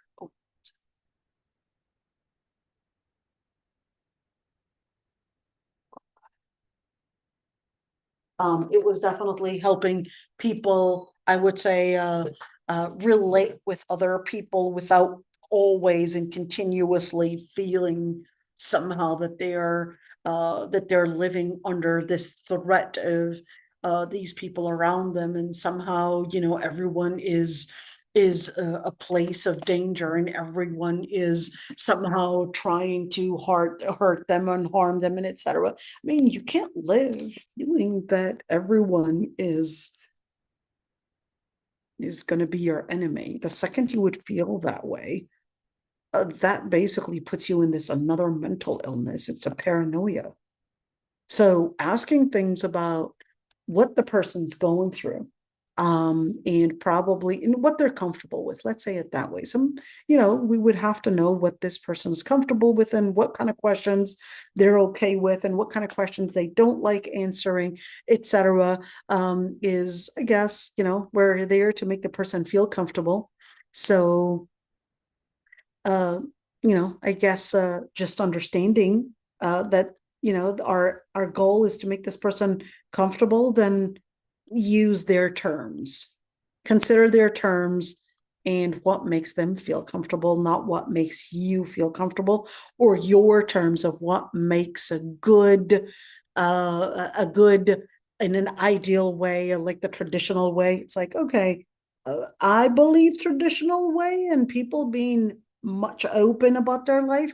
I believe that that's better, but I can't use that and impose it on others. I like to practice in my life. Well, congratulations, practicing in your life, but don't impose it on others. I just have to be respectful of people's borders and just be respectful of what people want and how they would like to relate and how much of others relating to them. So the sister is basically saying right there, but it could be due to integrity, not necessarily due to fear of danger. Sometimes I feel it's too exaggerated. I think too exaggerated that in our societies today, I think okay, not necessarily out of danger, but like you said, out of integrity. Sometimes you just have to think good of people rather than have su'ul dhan, and having that wrong doubt about people and doubting people's intention continuously makes you feel targeted. Think of it this way. If you put a barrier between you and X, and between you and Y, and between you and Z, and between you and this, and each and every single person, you put a barrier between you and them and limitations to how far and how close they can get to you in, guess what? You just put yourself in a cage. the barrier, they're going to have their exits, their places of exits. But you put a barrier on your right and a barrier on your left and a barrier above you and a barrier behind you and all these barriers. You just caged yourself and you thought that that was giving you protection. Sure, you can see a cage as giving you protection, but guess what? Without you realizing, that was not protection, that was imprisonment. Don't imprison yourself with your own paranoia, just being afraid or being worried about people's motives and about people's integrity all the time, because you'll cage yourself and you will be the most miserable one. You think you're making yourself better, but you're actually making yourself the most miserable. Once you live in a cage, sorry, you're not going to be happy, because nothing matches freedom. Okay. Yeah, that's enough about that one. Okay. Now the other part is the Prophet had taught us that when we visit the ill, to say لا بأس عليك طهور. That when a person is ill, we would say, may Allah subhanahu wa ta'ala take away this illness, and may Allah subhanahu wa ta'ala make it a sin remover. Okay. And certainly we're going to stop right here. Okay. We're going to stop right here there, because there's so much to say, but inshallah, even if hopefully inshallah next week we'll basically continue these segments, okay, and also the rest, so at least we know where we left off at. Where did we leave off at? Hold on, let's see. Well, basically right there. Okay, just basically right there. Okay, we'll leave it here, because I know it's late for many of you, but inshallah we'll continue with all of these things. They are very important, so we're trying to make it, inshallah, we're trying to make it as intensive yet summarized. Believe it or not, this is summarized. I could have made it even more intensive and more extensive. Okay, she said, okay, if someone asks about your illness, but you don't like it just because you know I'm okay, you don't want to feel like a victim, victimhood mindset. I mean, so in general, it's okay to not want to disclose it, okay? But I mean, you don't have to share your illness if you don't feel comfortable sharing it. That's absolutely fine, okay? And certainly we need, let's say, an amount of wisdom. Sometimes certainly you don't want to expose yourself too much and say, oh, I don't want to cage myself. No, you have to put a certain amount of borders and make sure you don't become transparent. Okay, you don't become too transparent and others basically getting into your borders and not knowing their boundaries. Okay, so you need an amount of wisdom to how much of your own personal information you're sharing, and at the same time, لا إفراط ولا تفريط. Don't exaggerate that. Let's say that closure that you put on yourself, and at the same time, don't exaggerate that closing on yourself, and don't exaggerate being too open about your situation. So I'm not telling you to be open where you are basically trusting everyone, okay? But at the same time, it's important not to live this type of paranoia that I'm not supposed to be telling anybody, they're going to judge me, etc. At the end of the day, I want you to change your mindset. We don't want you, Islam doesn't want you to live this type of paranoia and fear of people. But at the same time, it's not asking you to be everybody else's public platform. You're not a public platform. So we need that hikmah on how much of information to disclose, how much of information to keep private. Yes.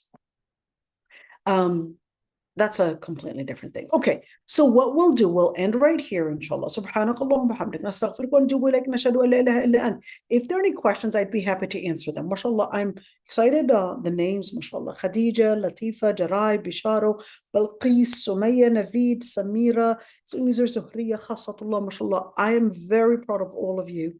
MashaAllah, you are consistent, and I know it's a lot of work.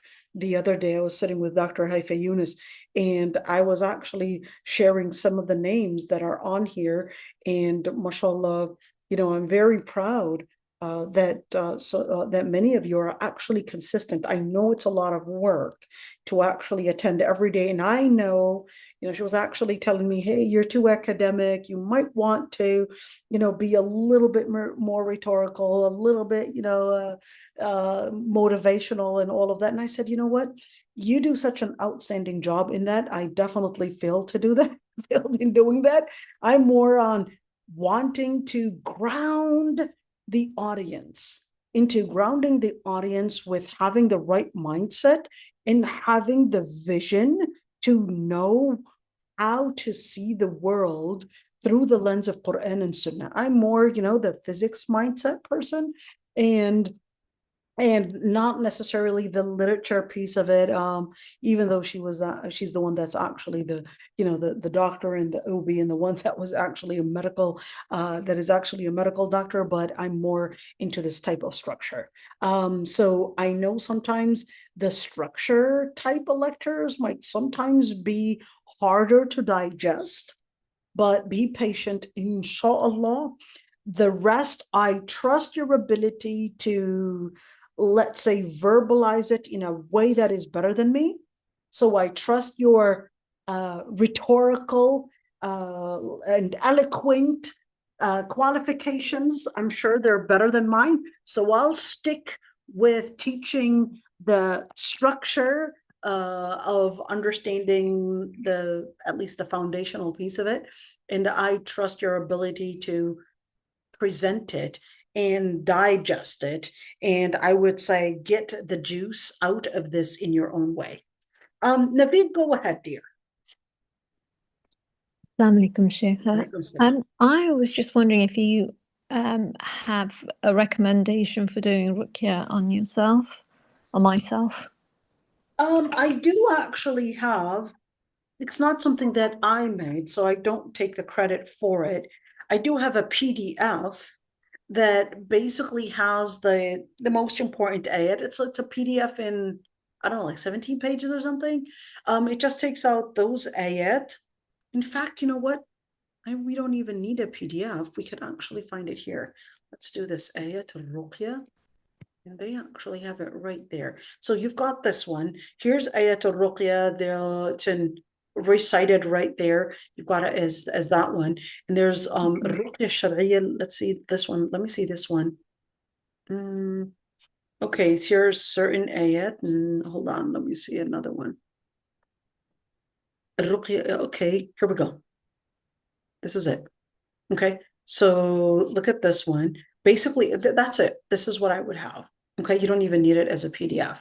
Okay, all you need to do is just this one. So what is the website? aluka.net, and you can put al-ruqya shar'iyya al-kamila right there, and I'll give you this link. Okay, I'll give you this link, and it basically has, here we go.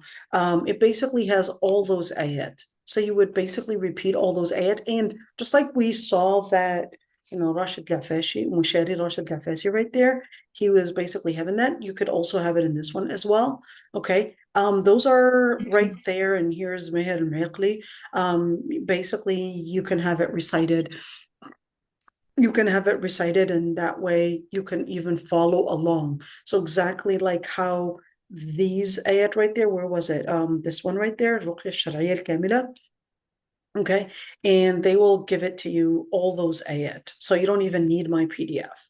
Okay, right there. And they'll tell you Surah Al-Fatiha and all those ayat that you would read. But with my experience, there are certain ayat that do better and that work better with magic, and certain ayat that do better when it comes to exorcism, and other ayat better with ayn. So that's why, you might say, well, I thought you said there's no way for us to really distinguish between all. And I'll tell you, yes, that is true generally.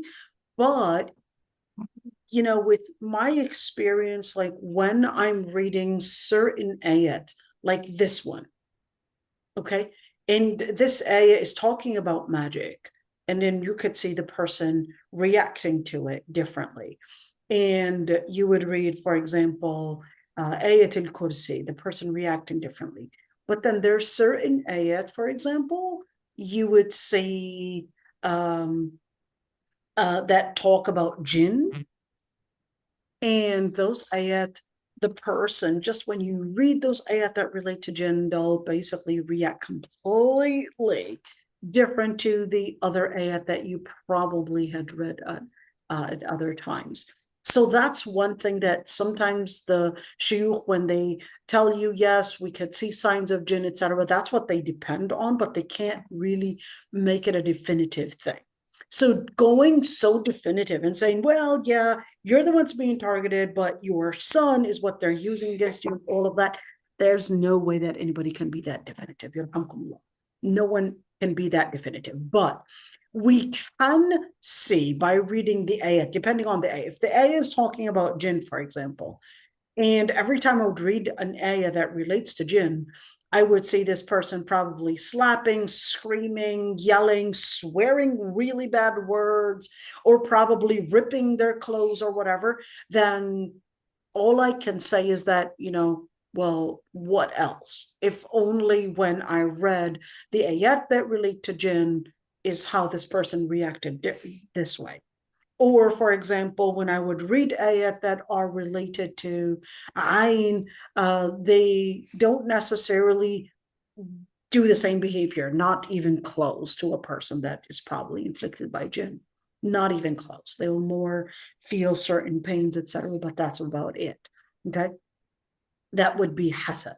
Okay, but when we're seeing black magic, you could see there's a lot of correlation between jinn and black magic. Okay, jinn and black magic, they're sometimes hard to distinguish, and in fact, I doubt that there's any way to be so definitive that there is a black magic in this person or whether it was jinn. I'll tell you, the behavior is really the same. But can I say that, yes, this is a result of magic and not jinn? Yes, this person will throw up something black, something that looks strange. They may sometimes not know where this came from or whatever it is. Sometimes their body is doing these weird movements, etc. But is it a result of exorcism or is it black magic? Believe it or not, no one can really be that definitive. But just do ruqya, and here are your ayat al-ruqya. That's it. You're going to do ayat al-ruqya. You could see, those ayat, they're just from Surah al-Quran. Go over it. And it takes, and those are then adhkar that you would do.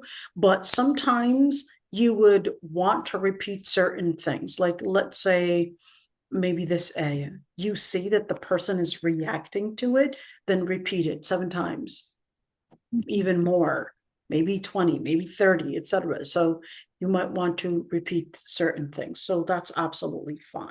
Even though, like I said, are there any sunnah evidences to prove that that's what you do? The answer is no.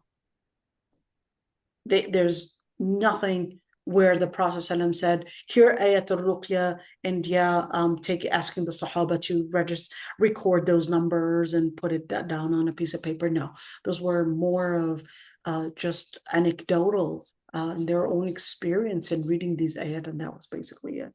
Okay, so I hope I answered that one. If there are any other questions, go ahead, dear. Naveed, go ahead. Sorry, I've just asked the question. I'm just lowering my hand.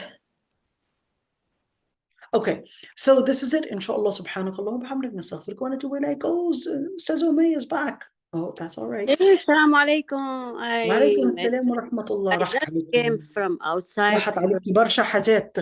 Habibi, for urgent things I have to be. That's okay. That's okay. You know, we just missed you. As you know, we just wanted to tell you that we Me missed you. too. Me too, Kamin. Okay. Allah يحفظك يا رب. Habibta. So we got Balqis, we got Bishara, we got Jarai, we got Khadija, we got Latifa, Matina, Naveed, Ustaza Umayya, Samira, Sumaya, and Zumizir, Zuhariya, and Khasatullah. Loving and absolutely proud of all of you for being consistent. I know it's a lot of